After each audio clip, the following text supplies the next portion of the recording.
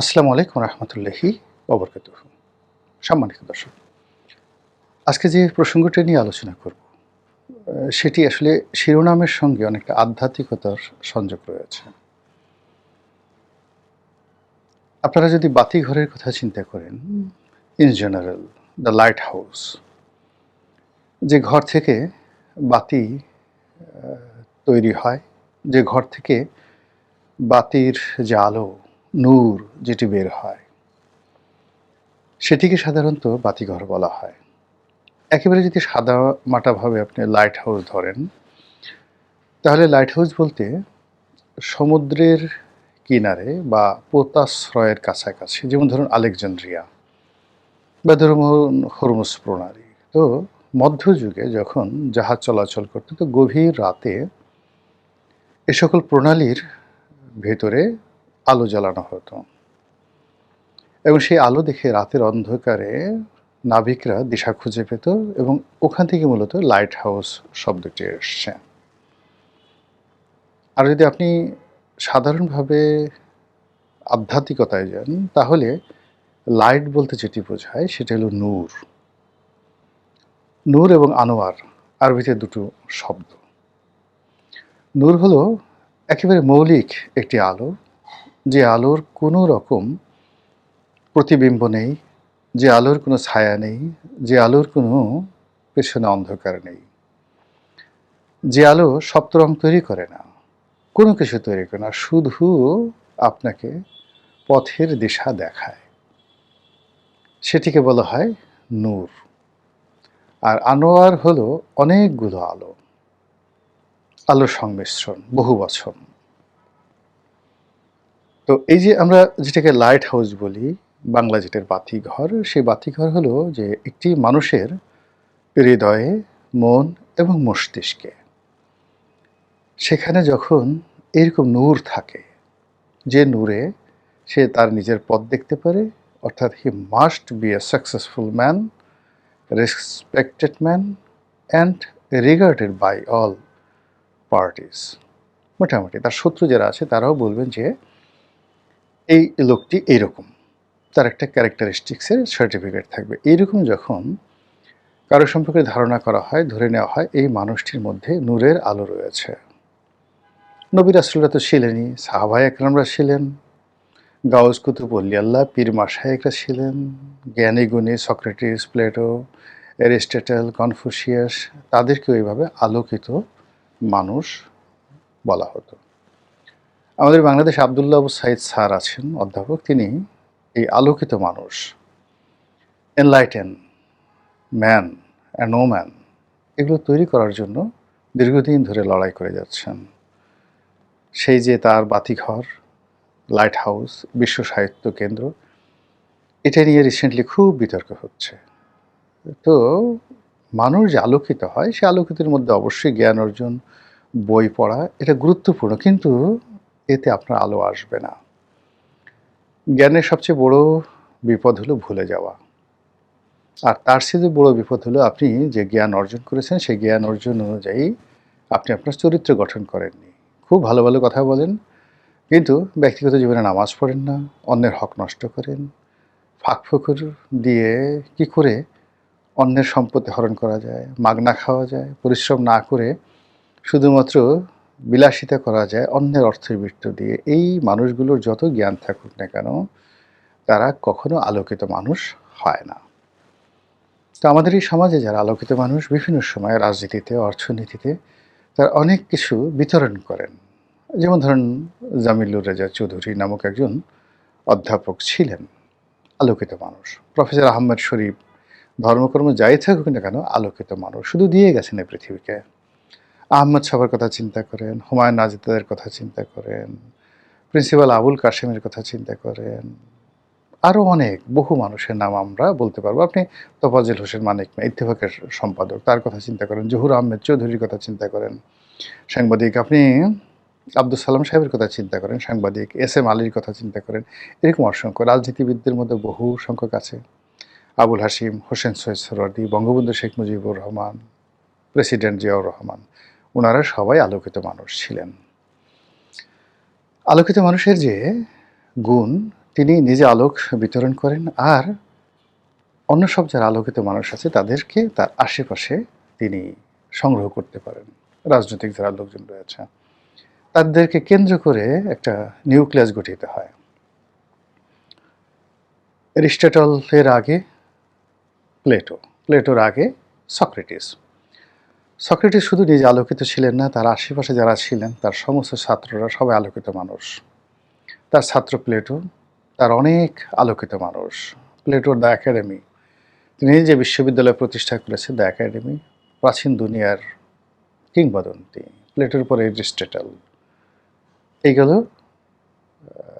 দার্শনিকদের আলোকিত মানুষ। রাজনীতিতে চিন্তা করেন, আমরা সেই মহাকাব্যে রামের কথা বলি, লক্ষ্মণের কথা বলি, কিংবা ধরুন পঞ্চপাণ্ডবের কথা বলি, মুঘলদের মধ্যে সুলতানি আমলের দাসদের মধ্যে, দাস ডাইনেস্টি যেটা বলা হয়, সুলতানি ডাইনেস্টি বলা হয়, অটোম্যানদের মধ্যে, আব্বাসীদের মধ্যে, হুমায়ুদের মধ্যে, পৃথিবীর বড় বড় যে ডাইনেস্টিগুলো তৈরি হয়েছে মুসলিম এবং অন্যান্য খ্রিস্টানদের মধ্যেও, সেখানে যারা আলোকিত রাজা বাদশাহ ছিলেন রোমান সাম্রাজ্যে, তাদের প্রথম গুণ ছিল তারা বেছে বেছে যে জুয়েলগুলো রয়েছে সারা দুনিয়াতে, শুধু তাদের রাষ্ট্র নয়, সারা দুনিয়াতে যত জুয়েল আছে, জুয়েল মানে রত্ন, সেই রত্নদেরকে নিয়ে আসতেন, তাদেরকে মন্ত্রী মিনিস্টার বানাতেন এবং তাদেরকে মানে যুদ্ধ শিখাতেন, অনেকের কমান্ড দিতেন। আপনি চিন্তা করেন বিখ্যাত পণ্ডিত আবুল ফজল,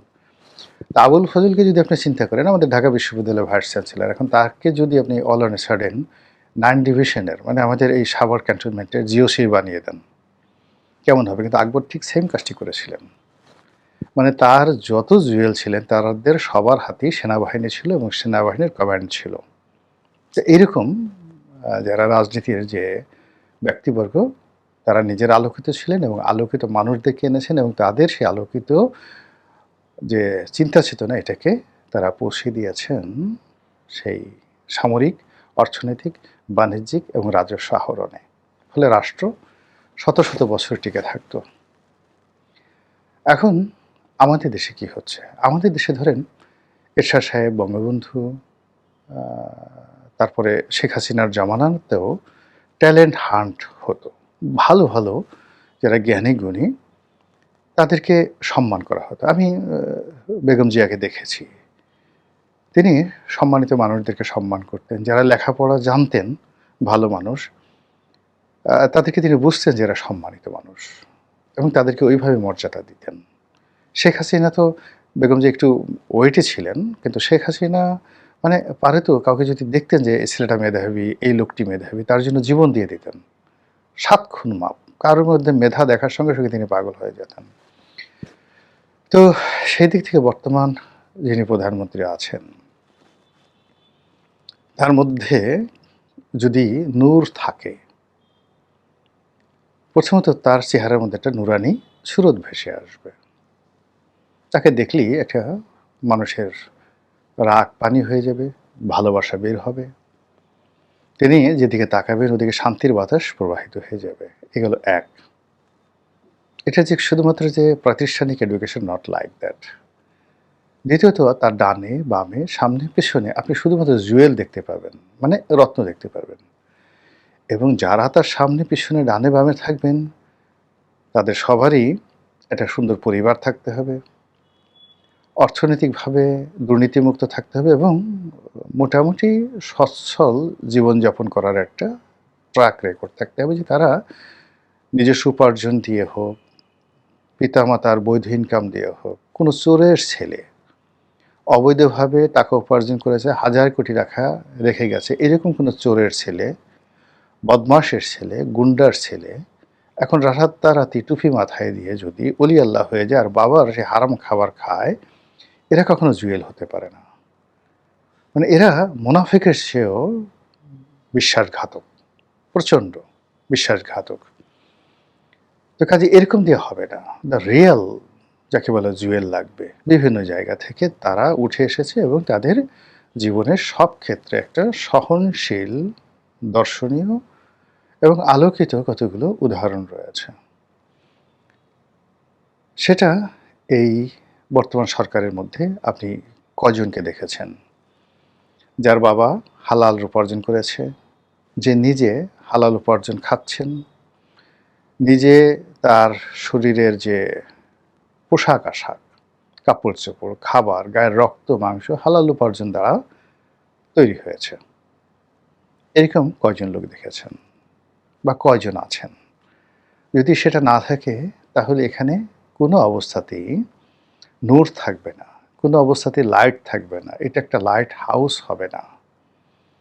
অন্যদিকে আরেকটা জিনিস আমরা এই সময়টাতে দেখি যে আমাদের দেশে খুব, যাকে বলা হয়, একটা শব্দ রয়েছে হেরিকেন। তো হেরিকেন গ্রাম বাংলাতে খুব অহরহ একটা বিষয় ছিল একটা সময়। বৈদ্যুতিক বাসে আসার পরে হেরিকেনের ওরকম কদর নেই, কিন্তু সাম্প্রতিক সময় হেরিকেন খুব আলোচিত হচ্ছে যেহেতু বিদ্যুৎ বিভ্রাট হচ্ছে। আর এই বিএনপির সঙ্গে হেরিকেনের এরকম একটা সম্পর্ক হয়ে গেছে এখন যে এগুলো নিয়ে প্রচুর ট্রল হচ্ছে। তো কাজেই বিএনপির সঙ্গে হেরিকেনের কী সম্পর্ক রয়েছে, সংযোগ রয়েছে, সেটা পরের বিষয়। কিন্তু আমি এখানে বিএনপির সঙ্গে হেরিকেনের যে সম্পর্ক সেটা বোঝানোর জন্য আমি একটু জাস্ট হেরিকেন নিয়ে দুটো কথা বলি। সেটা হলো এটি কেরোসিন তেলে চলে, কেরোসিন তেলে চলে, এবং তেলের মধ্যে কেরোসিন তেল খুবই বাজে একটা তেল, দাহ্য পদার্থ। নিজে জ্বলে, অন্যকে জ্বালায়, দুর্গন্ধ তৈরি করে। এবং এই কেরোসিনের যে আলো, সে আলো থেকে ধোঁয়া, কালো ধোঁয়া নির্গত হয়, এবং এখান থেকে যে গ্যাস উৎপন্ন হয়, কার্বন মনোঅক্সাইড গ্যাস উৎপন্ন হয়। কাজেই হেরিকেন স্বাস্থ্যকর নয়, এটা ওইভাবে আলোকিত করে না, প্রচুর যাকে বলা হয় কালি উৎপন্ন করে, কালিমা উৎপন্ন করে, কলঙ্ক তৈরি করে, আশেপাশে সমস্ত মানুষকে নষ্ট করে, দুর্গন্ধ ছড়িয়ে দেয়। এবং এখানে আপনার পুরো পরিস্থিতি, এক জায়গাতে দুটো তিনটে হেরিকেন আছে, উত্তপ্ত করে ফেলে পুরো পরিস্থিতি। সেই তুলনায় হ্যাজাক লাইট অনেক অনেক ভালো, এবং সেখানে পিউরিফাইড হয়ে কেরোসিন তেলই বাট অনেক সুন্দরভাবে পড়ে, যেটা হেরিকেনের আলোর সঙ্গে, হেরিকেনের তেলের সঙ্গে বা হেরিকেনের যে অন্যান্য ইনস্ট্রুমেন্ট রয়েছে তার সঙ্গে মিলবে না। তো যেটা বলছিলাম যে বিএনপির এই ক্ষমতা আসার সঙ্গে সঙ্গে তাদের সাথে এখন হেরিকেন নিয়ে নানা রকম ট্রল হচ্ছে। এই ট্রলটা মূলত জাগতিক, কিন্তু আমি সেই জাগতিক বিষয় নিয়ে বলবো না। আমি যেটা বলবো যে বিএনপির যদি সত্যিকার অর্থে নূর না থাকে, এমনকি আনোয়ার না থাকে, তার পরিবর্তে যদি রাষ্ট্র পরিচালনায় শুধুমাত্র হেরিকেন যুক্ত হয়, চারিদিকে শুধু হেরিকেন বা কেরোসিনের প্রদীপ, এগুলো যদি যুক্ত হয়, তাহলে এই সরকার কলঙ্কিত হবে, তারা দুর্গন্ধ ছড়াবে, এবং তারা বিভিন্ন জায়গাতে আগুন লাগিয়ে দেওয়ার মতো একটা পরিস্থিতি তৈরি করে ফেলবে। আর অন্যদিকে যেটিকে লাইট, সেটা সানলাইট বলেন, মুনলাইট বলেন, সে লাইট যদি থাকে, অর্থাৎ বিএনপি যদি জ্ঞান থাকে, গরিমা থাকে, দক্ষতা থাকে, অভিজ্ঞতা থাকে, সততা থাকে, তাহলে সেখান থেকে বাইতুল হিকমা খলিফা হারুন আর রশিদ, খলিফা আল রশিদ, হারুন আল রশিদ, তো তিনি বাইতুল হিকমা প্রতিষ্ঠা করেছিলেন, এবং সেটার আলো এখনও পৃথিবীকে আলোকিত করছে সাদগা জারিয়া রূপে।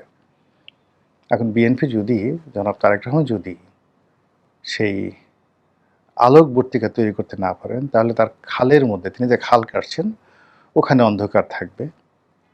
তিনি যে ফ্যামিলি কার্ড দিচ্ছেন সেই ফ্যামিলি কার্ডে অন্ধকার থাকবে, এবং ইতিমধ্যে আপনারা দেখেছেন যে ফ্যামিলি কার্ডের লোভ দেখিয়ে বহু নারীকে ধর্ষণ করা হয়েছে। বহু জায়গাতে ঘুষ দুর্নীতি এমনভাবে গেছে যে ফ্যামিলি কার্ডের লোভ দেখিয়ে অনেক পান্ডা তারা গরিব মানুষের সর্বস্ব লুট করেছে।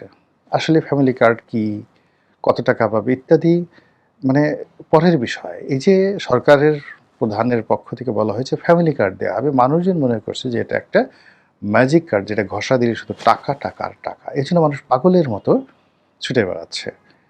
গুজব যে ফ্যামিলি কার্ড পেলে আর তার কিচ্ছু করতে হবে না, বসে বসে সে খেতে পারবে। তো এই যে জিনিসগুলো হচ্ছে, আপনি দেখবেন যে প্রতিটি ঘটনার সাথে আশেপাশে কেবলই মাত্র অন্ধকার, কেরোসিনের প্রদীপ অথবা হেরিকেনের আলো। আপনি কি সেই আলোর বিপরীতে, যেটিকে নূর বলা হয়, সেটি দেখতে পাচ্ছেন? আর যদি সেটি না থাকে, সরকারের বাতি জ্বলবে না। ২ নম্বর হলো যে সরকার যারা চালাচ্ছে দল, দলের অবস্থা আরও খারাপ হবে। এর কারণ হলো সরকারের সঙ্গে দেশি শক্তি আছে, বিদেশি শক্তি আছে, আমলাতন্ত্র আছে। কিন্তু দল তো অ্যাবসলিউটলি বিএনপি যারা করে তাদেরই। তো সেখানে যদি দলের কেন্দ্রে আলোকবর্তিকা না থাকে, সেখানে যদি নূর না থাকে, সেখানে যদি চরিত্র না থাকে, সততা না থাকে, ন্যায়পরায়ণতা না থাকে, গুন্ডা থাকে, বদমাইশ থাকে, ছ্যাঁচড় থাকে, জুয়ারি থাকে, মদখোর থাকে, গাঁজাখোর থাকে, জেনাকার থাকে, ব্যভিচারী থাকে, তাহলে সেখান থেকে কি বের হবে? পুজ, দুর্গন্ধ, সবকিছু। এবং সেই দুর্গন্ধ পুজ গিয়ে দলকে কিভাবে কলুষিত করবে, এটা বোঝার জন্য খুব বেশি পাণ্ডিত্য দরকার হয় না। মহান আল্লাহ আমাদের সবাইকে হেদায়েত দান করুন এবং হেফাজত করুন। আসসালামু আলাইকুম ওয়া রাহমাতুল্লাহি ওয়া বারাকাতুহু।